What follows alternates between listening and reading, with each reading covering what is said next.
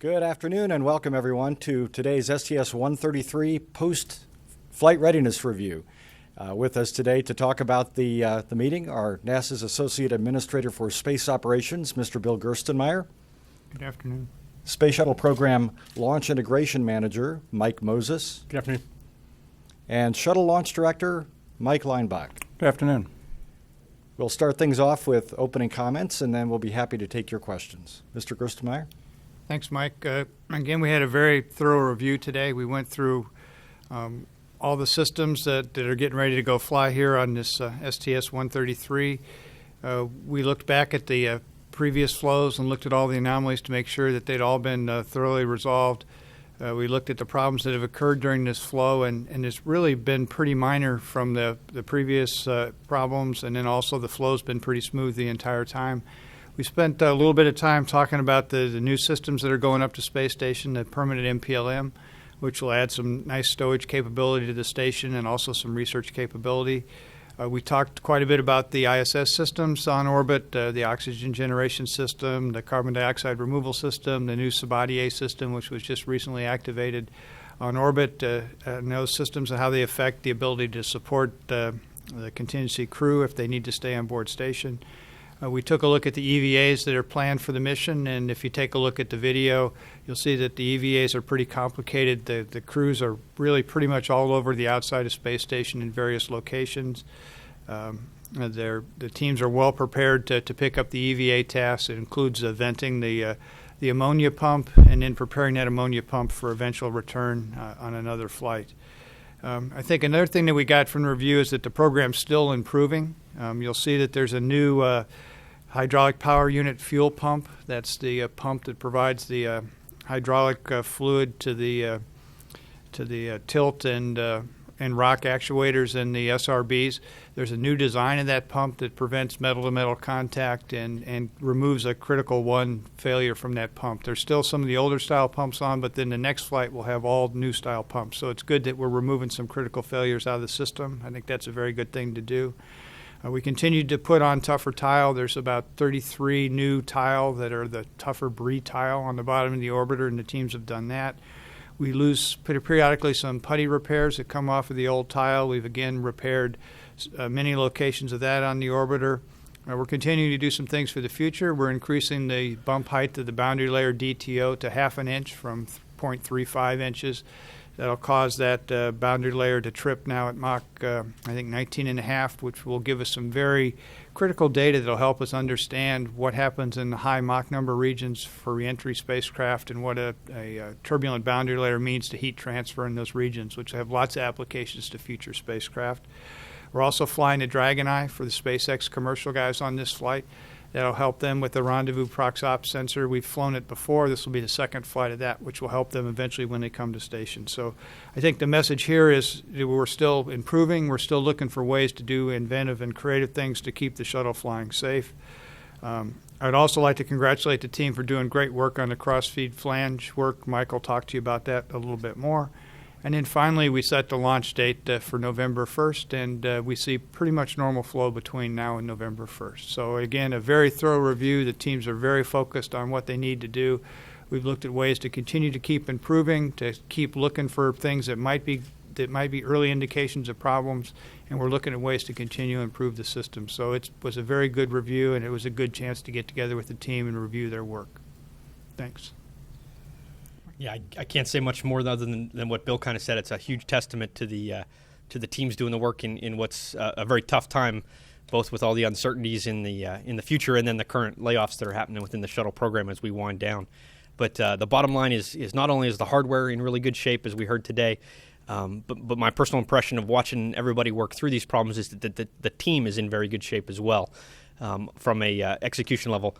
You know, you never hope for problems, and I probably wouldn't have picked this as the problem to hope for, but the fuel flange leak that we had really kind of demonstrated that interaction between the JSC team, the KSC team, the technicians, the engineering analysis, the schedule folks. Everybody did an amazingly good job of working through that issue, identifying the problem, deciding what options we had to go forward, picking a path, and then executing in a fantastic fashion. And again, I'll let Mike Leinbach talk to you about some of the details of that repair work, but it concluded and everything's in great shape with that fuel leak. But again, it reflects on the team's readiness to execute. And we kind of had a summer off a little bit without a flight, and they're all still in just tip-top shape, ready to go just like they were last spring. So no worries about the team. As Bill said, the review went really well. We got a unanimous go for launch on the first. The things that I took away we're still paying attention to the details.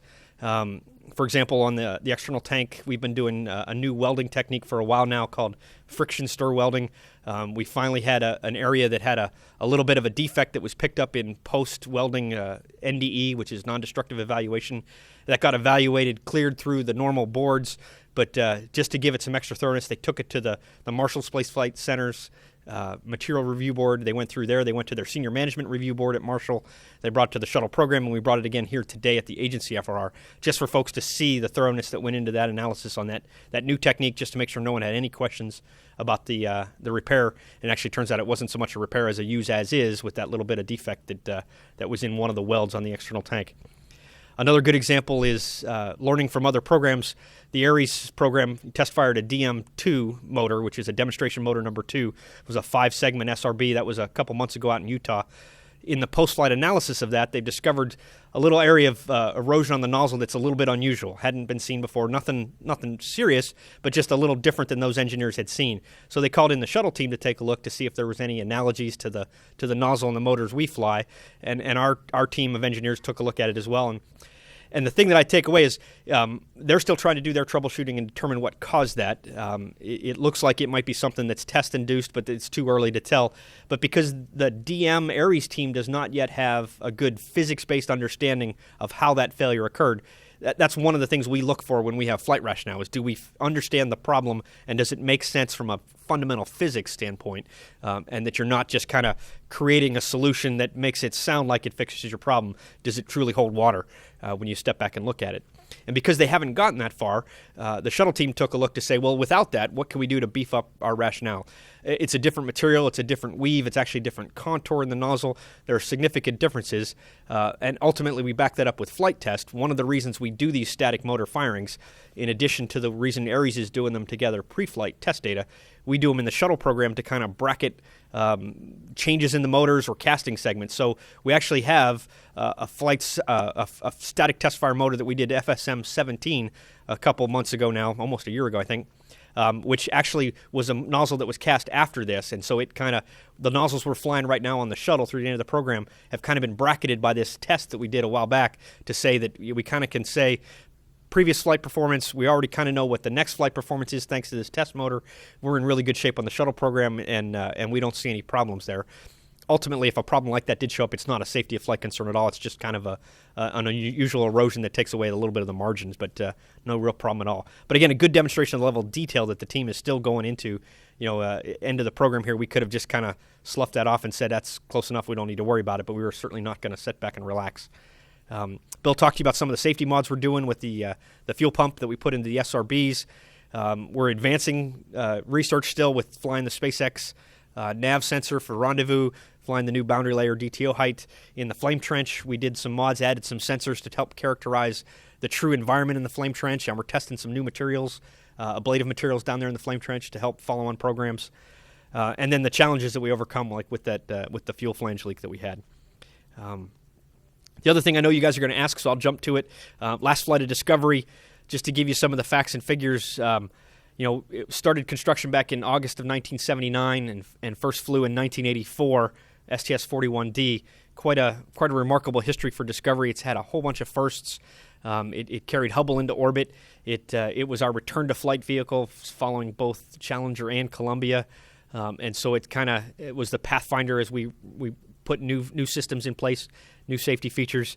At the end of its life here, it'll have traveled over about 150 million miles. And the more impressive stat that I saw today was number of days it'll be in space will be just about a year. So it'll have been in space for about a year total time in orbit, which is pretty impressive. That's talking about the past with Discovery, and again, we try not to focus too much on that. So talking about the here and now with Discovery is the STS-133 mission in front of us, and it's a very challenging one. The PMM going up, the permanent multipurpose logistics module, carrying up a whole lot of cargo. We're not going to spend a lot of time unloading it like we normally do. If this was an MPLM resupply flight, you'd see us install that MPLM and then spend a lot of dock days unpacking it and then packing all the return stuff to bring back into the cargo bay. Because this one's staying behind, we don't have to be so aggressive on our schedules to unpack everything out of the PMM because it is going to stay on orbit. So that the time's a little different in the timeline. The crew has a little more time to spend on experiments and EVA work. But inside the PMM, you probably know some of the big things. The Robonaut's in there. We're carrying up in another express rack. I think it's the 8th express rack, which is basically a pre-packed set of stuff that allows for easy experimentation on the station, kind of plug-and-play experimentation. One of the cool ones that I picked off the list was a boiling experiment that basically is going to be a rack to look at how fluids interact and boil in space. We do a lot of things with combustion. I think this is the first time we're going to focus in on the act of boiling in a microgravity environment. And then there's a lot of, we call it sortie science, which is science that goes up, gets activated, and we return it on the shuttle middeck. The Japanese Space Agency, the European Space Agency, the Canadian Space Agency all have payloads that we're either taking up and executing or returning back from station. And so it's a pretty good thing from that standpoint for a science mission. We're taking up spares with the ELC. The cargo carrier has a spare radiator panel on it that'll go up in case the station needs a spare. That's a pretty massive ORU, which is an orbital replacement unit, basically a big part. And the shuttle's one of the only things that can carry that up, so it'll be good to have that spare on orbit. And then on the return side, again, highlighting the shuttle return payload capability is a pretty important thing. The oxygen generation unit on station has had a couple hiccups, and they ended up replacing what they call the hydrogen dome, which is basically the reactor that where they basically combine to take the water, break it down into hydrogen and oxygen. We're going to fly that back. It's a pretty big, massive piece of metal. If you think about it, it's called a containment dome for a reason. It's there in case there's a problem with the hydrogen and the oxygen and you had a little detonation. This thing is made to contain that low-level detonation. So we're going to return it on the middeck of the shuttle. We had to do some analysis to make sure it was safe to return in an off-nominal stowage configuration, and it's good to go. So that's a good use for Discovery to be bringing that piece back and allow the failure investigation to continue. We heard today, and I'm sure Bill will agree too, the ECLSS, which we call the ECLSS systems, which are the environmental life support systems on the station, are really one of the true unsung pathfinders for what we're going to do in the future. If we're going to go out to Mars, having a life support system that's contained is vital. And we have one on station, and it's working, but we're still learning, and we're still in its infancy, and we're really taking advantage of the fact that we can service it, we can tweak it, we can upgrade it, we can bring samples home and analyze them. But as we go forward from here, we're going to need to do that without those crutches. And so the more we can take advantage of the station systems, the better. We talk a lot about the science and the payloads that station does. Just the systems and the active building and operating station is a great learning tool as well as we go forward for exploration. So I think I've talked enough. Basically, the last thing I had was on the range. In case you guys ask, right now the range is clear. We have launch opportunities from the 1st all the way through the 7th if we need them. We're going to have to stop and top off some cryos if we needed to, but it'll play out that we basically have a couple of days here to launch.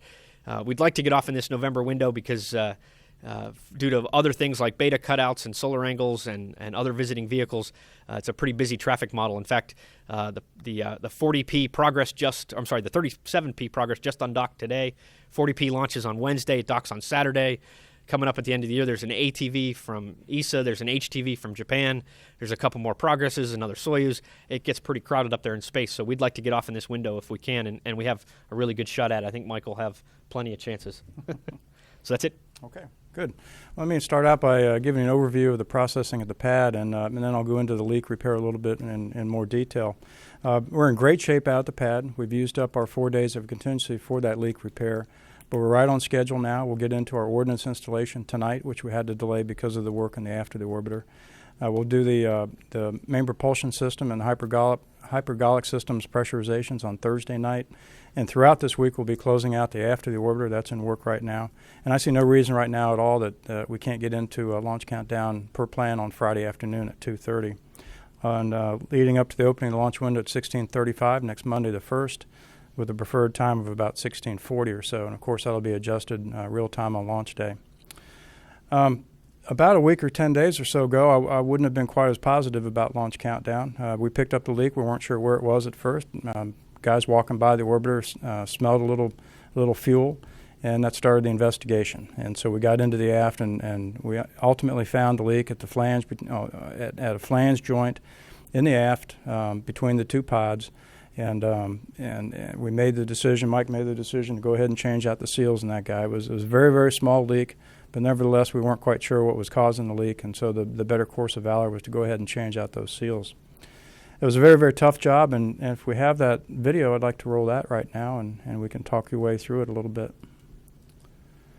This is a view from inside the aft. You'll see here shortly a technician in a escape suit right in the middle of the picture there. The work was above her head. The visibility was limited. The access was limited. Reaching over her head to do the work was very, very tough. But our technicians really came through in flying colors. It was an outstanding job.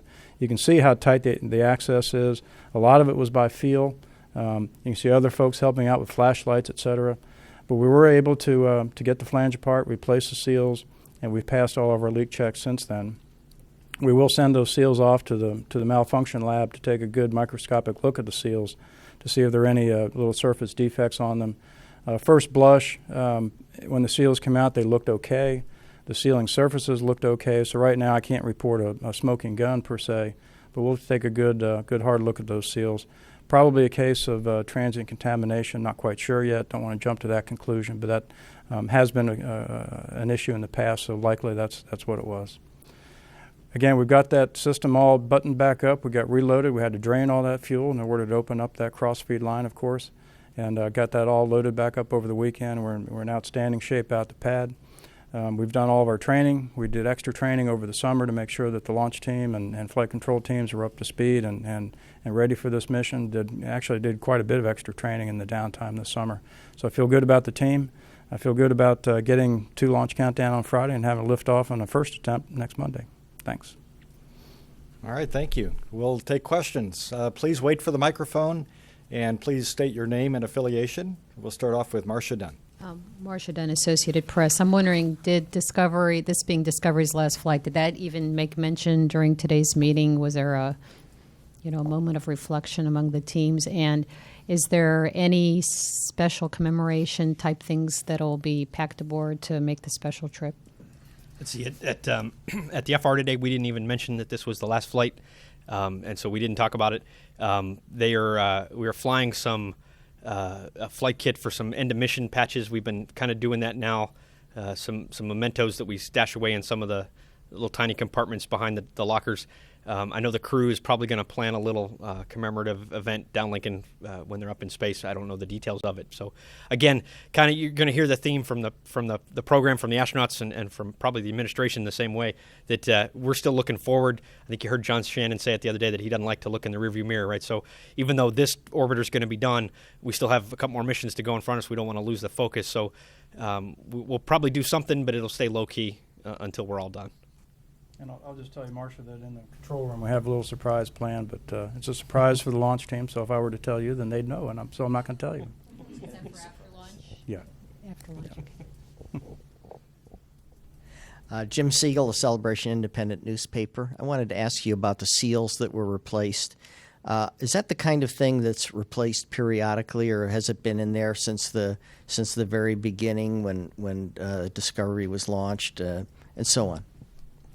Well, let's see. They're replaced whenever we take the pod off, I believe. Yep. And it's the system that connects both pods together on the fuel side. And so whenever we take one pod off or both, we have to break that joint in order to And we took this pod off for this flow, I believe, to do some work in the pod, some helium isolation valves. Right. So this interface was broken this flow, and it was leak checked and verified prior to rolling out to the pad, and then the leak showed up out at the pad. So this particular interface was broken this flow, and then remade it. Right.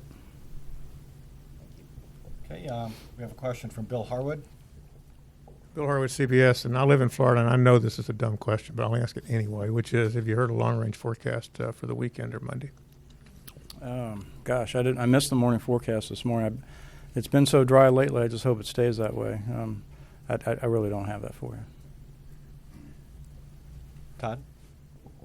Todd Halverson, Florida Today. I think for Gerst, with the shuttle program winding down and the direction the agency is headed toward commercial crew and cargo, I'm wondering if you could tell us how you feel about where the commercial cargo guys are in terms of their ability to come on in a timely manner and start delivering cargo to the International Space Station, and how you feel about the progress that's being made on the commercial crew side.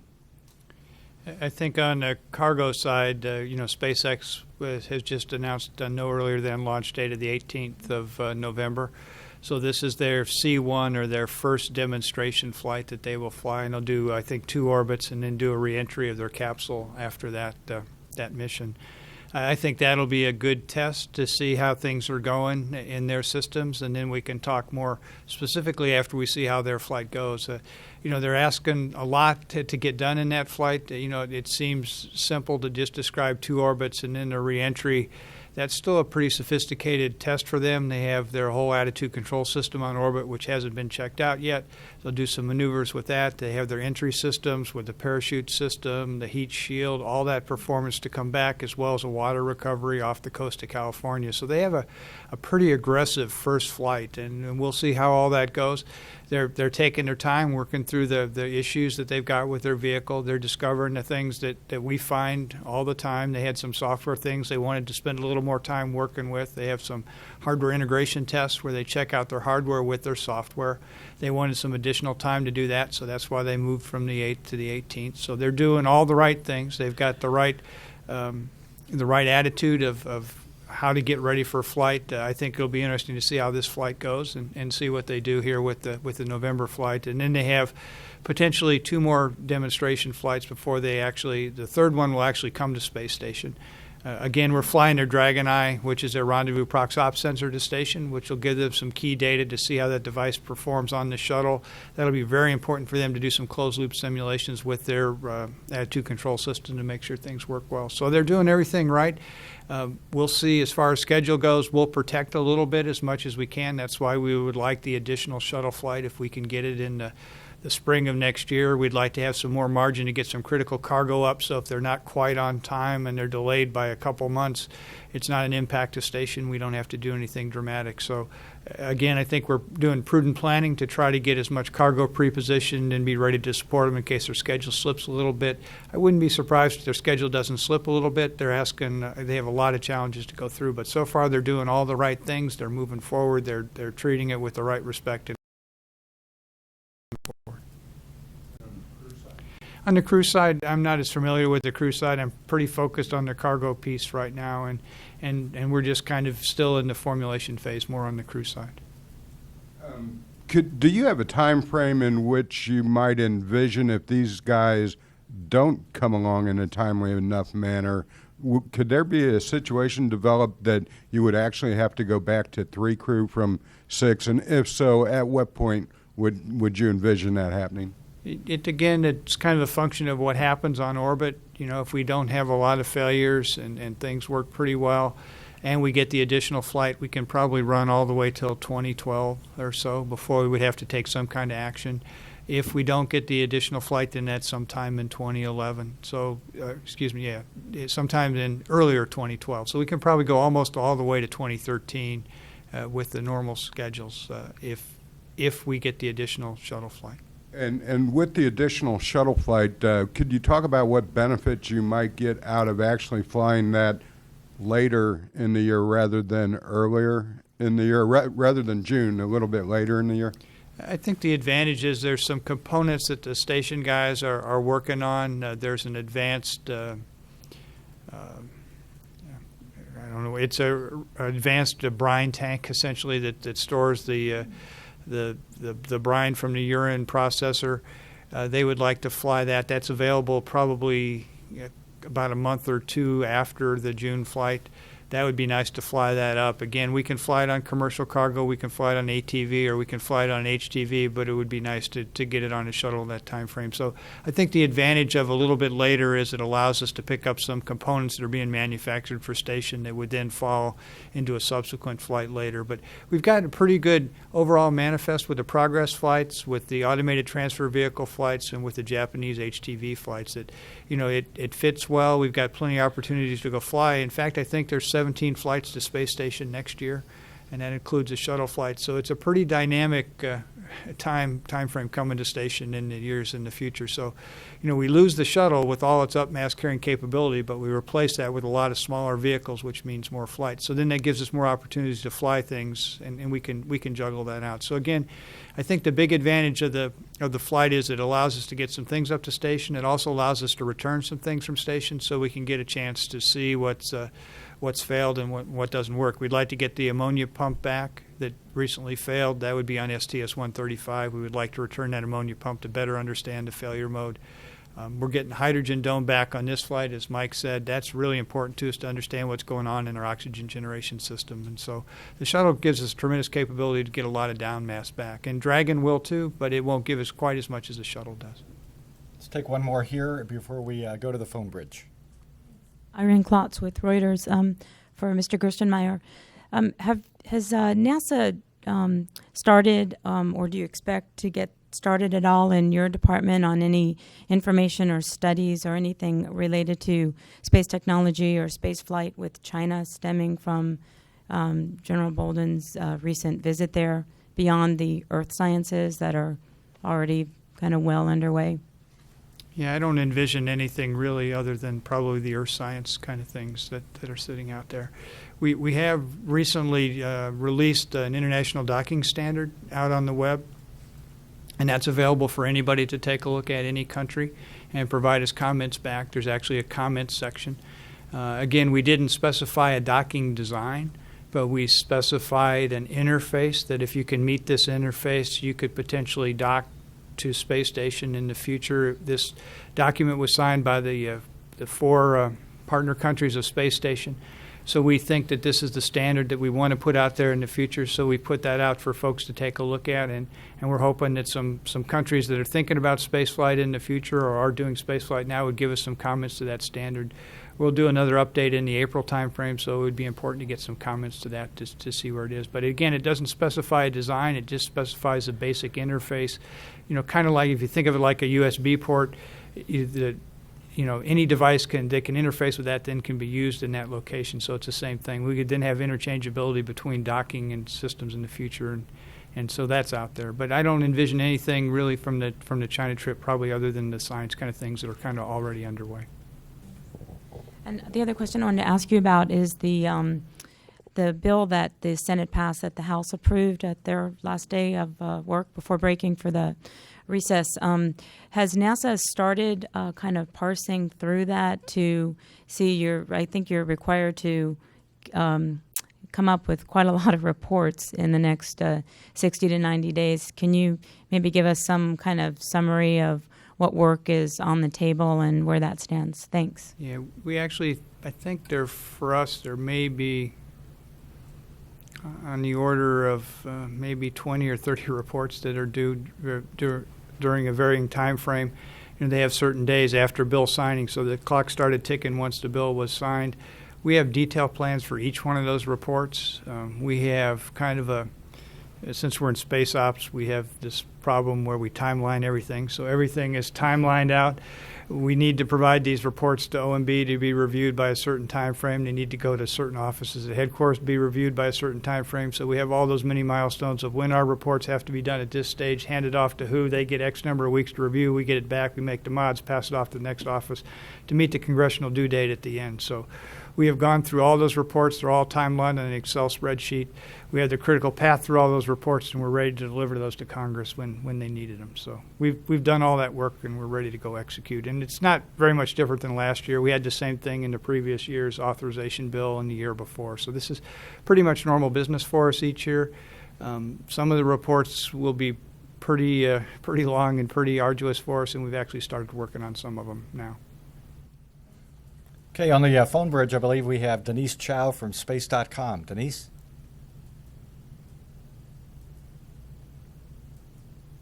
Made to Discovery seal lines.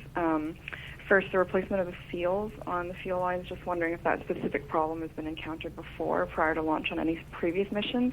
And then also, I was just wondering how long the repairs took. Well, see, this particular problem has not been encountered before. It was new to us. The repair itself took about 4 days total. We had to drain the system of its fuel before we could break into it and open the joint and get the seals out. That was about a day's worth of work. And there was a lot of preparations leading up to this, but the actual work itself took about 3.5 days. We drained the fuel.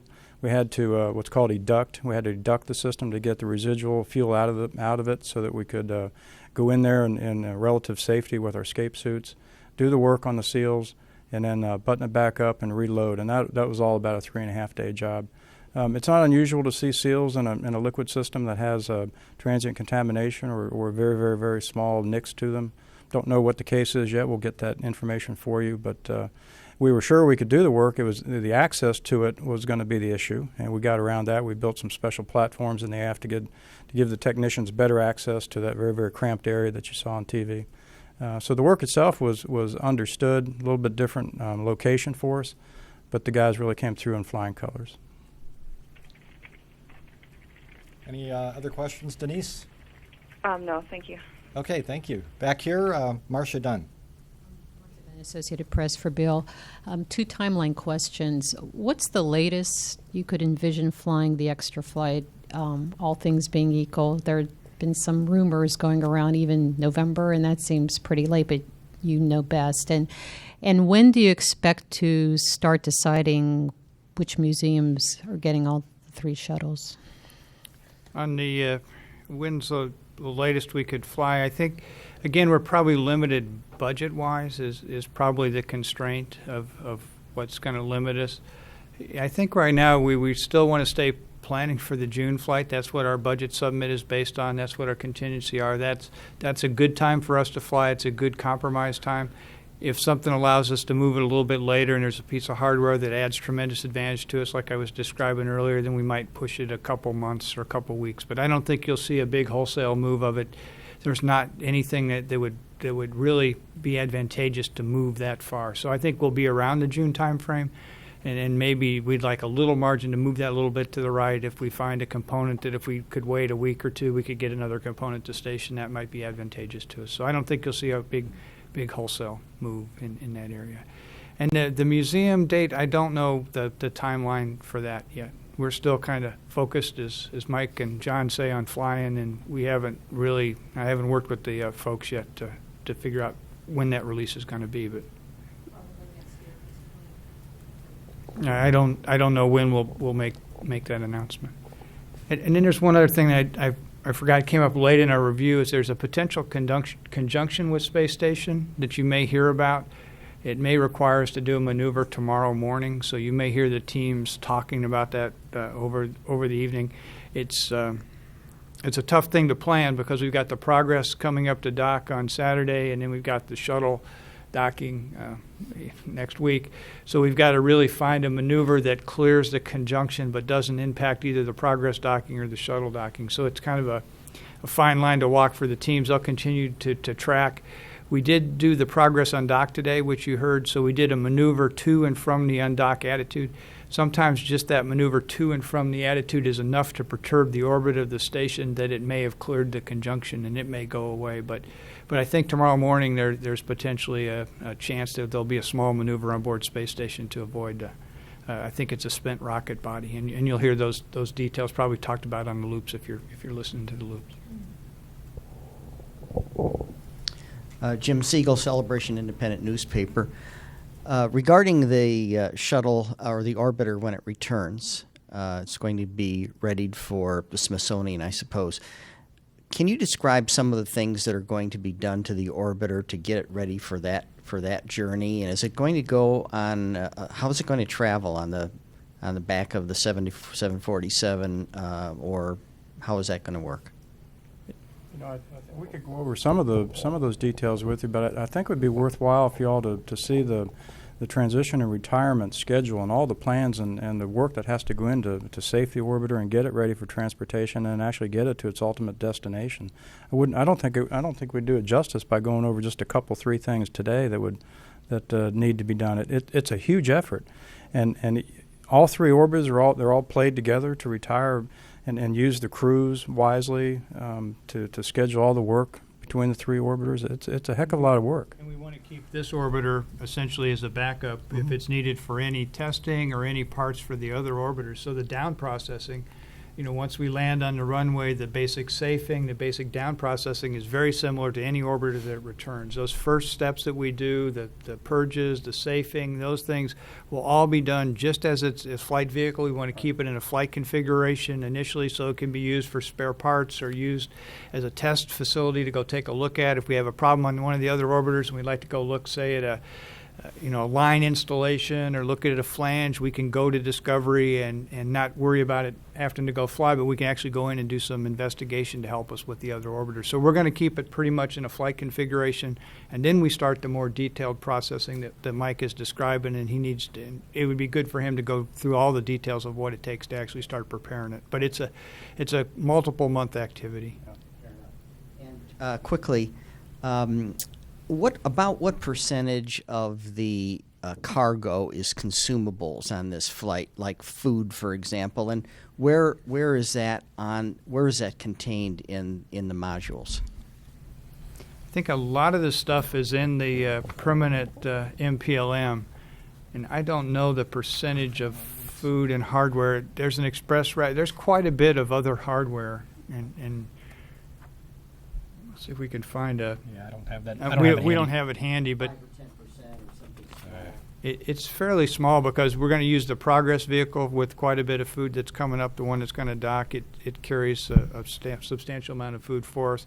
Then we have an HTV scheduled in January and an ATV scheduled in February, and both of those will also carry a significant amount of food. So we tried to put on the shuttle unique things that were associated with the shuttle that couldn't be carried easily by any other vehicle. So there'll be things like the scientific experiments, the Robonaut, the express rack, some systems, some other components, the radiator that goes on the outside, those things. So they're kind of unique things that are best carried by the shuttle. Okay, we have questions from Bill, Irene, and Todd. Bill Harwood again.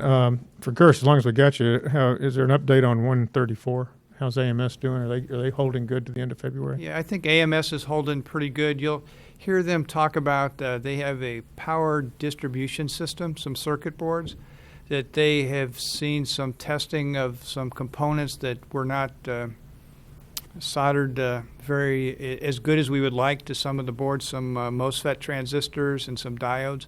So I think they're going to change some of those boards out over the next couple of weeks, so they will do that. That still all supports the flow at the end of February, but you'll hear them, and then we have to do some regression testing after we get those boards reinstalled. So we're going to take them. I think there's 22 boards. We're going to take them out in 2 steps. There'll be 11 that are coming out right now after the testing's been completed, and all that testing went very well with the AMS. It looks very good. And then on November 18th, we'll do a go-no-go to remove the second set of 11 boards and pull those out. And that work will be completed by January, and then that should support upload to the canister and be ready to go for the 27th February launch. So AMS looks really, really good. And I have a detailed briefing tomorrow with the AMS team where they're going to sit down and go over with me all the results they've had and so far with the testing here at the Cape. But it's been extremely good. Minor little software things that we found, some incompatibility things, but that's exactly why we test, to get those fixed so they're not surprises once we get on orbit. So it's going very well. Irene? Irene Klotz with Reuters. Bill, if it turns out that that the government is funded under another continuing resolution after December 2nd instead of like an omnibus spending bill, would NASA be free to fly the 135 flight?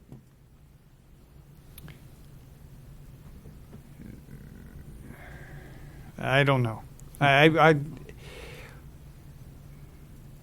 don't. We need to go. We'd have to go look at the spend rate, the fund rates, and then we'd have to go look and see where we are with the authorization language and other things. So, I don't know. Okay.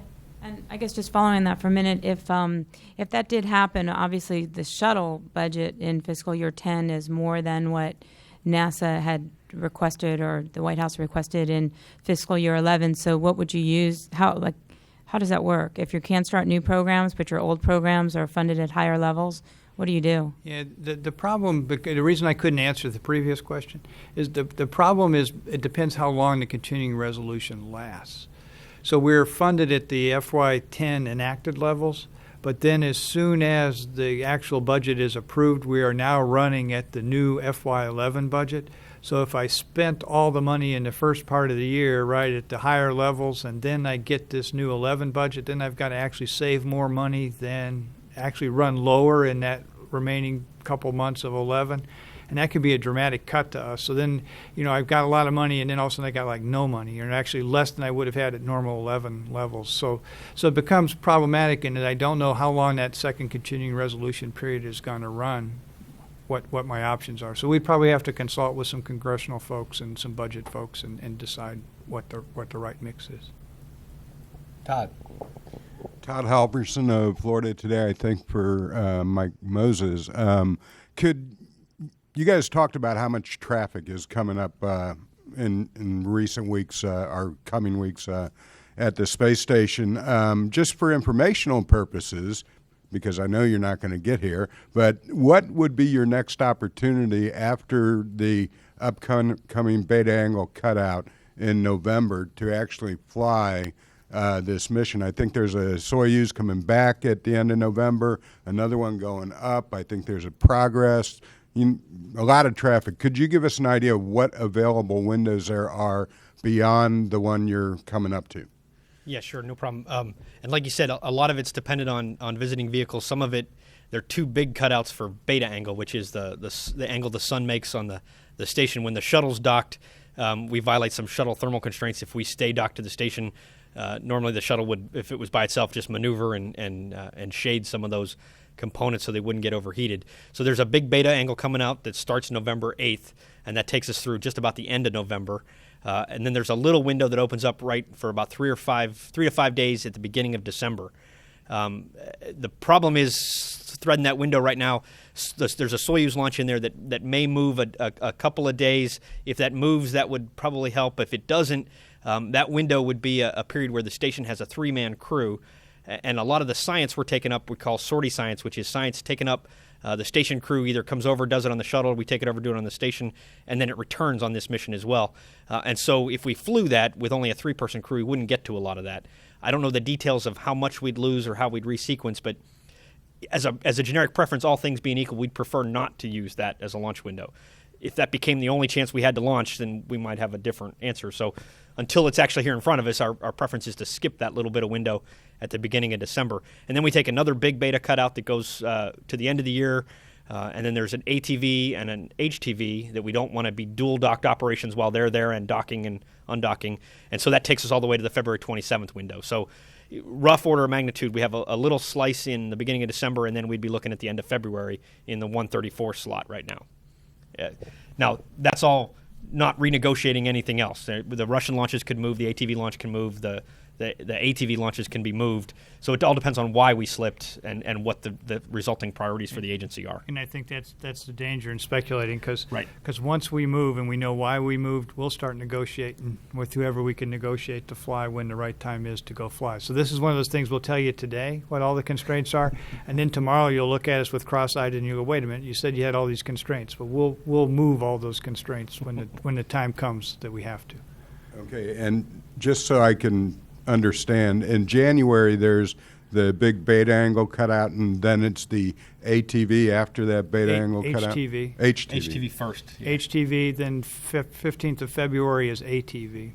Okay, thanks. And for Mike Leinbach, the other Mike talked about this a little bit, but you've been around Discovery for darn near a quarter century, and I'm wondering what it feels like to you to have this fleet leader making its final flight. I think the word you hear in the halls at KSC and probably every other center is it's still kind of hard to believe.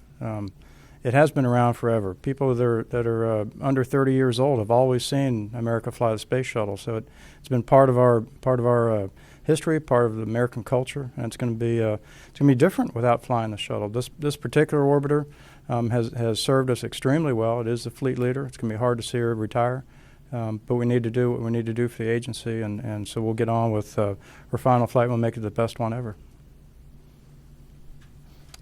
One last question from Irene. Thanks. So from the old to the new. Why this press conference is going on, I guess NASA released the solicitation for the CC Dev Part 2. Can you maybe just generally talk about what you'd like to get out of the second part of the program, if it's sort of more advanced technologies of what's already been funded, or are you looking for new partners? And just to, sorry for another budget question, but it looked like it was $200 million in fiscal year 11 dollars, although that's not a new start. So would you plan on going ahead and actually proceeding with that program no matter what your funding style is for the year? Thanks. Yeah. I think the best answer for you is to actually read the proposal itself. It's not that tough to read, and you can see what we're looking for in the proposal itself. It's pretty self-evident of what we're doing, and you can read that. And then the other thing is, in terms of the funding, we think we can get the funding authority to go do this even if we ended up in some kind of continuing resolution. But we'll sort through all that along with all the other budget discussions we just had if we end up there. Do you have any idea when these awards might be made? I guess your things are due December 13th. I don't know if you'd have to, again, I don't have the final copy. I'm not avoiding your question. I haven't read the final version. I read a preliminary version, and I don't want to say what I read in the preliminary version and then have the final version say something else, because it's really done by the Exploration Systems Mission Directorate. So it's better you read it, but I think it'll call out in there when we anticipate tentative awards in the proposal itself. Okay. With that, we will end today's briefing. Our next STS-133 televised event will be the arrival of Commander Steve Lindsay and his crew here at Kennedy Space Center on Thursday. The countdown will pick up with call to stations at 2:30 in the afternoon on Friday, and the countdown begins at 3 o'clock. And then we're headed towards launch a week from today at just about this time, 4:40 p.m. Eastern Daylight Time. Thank you all for coming.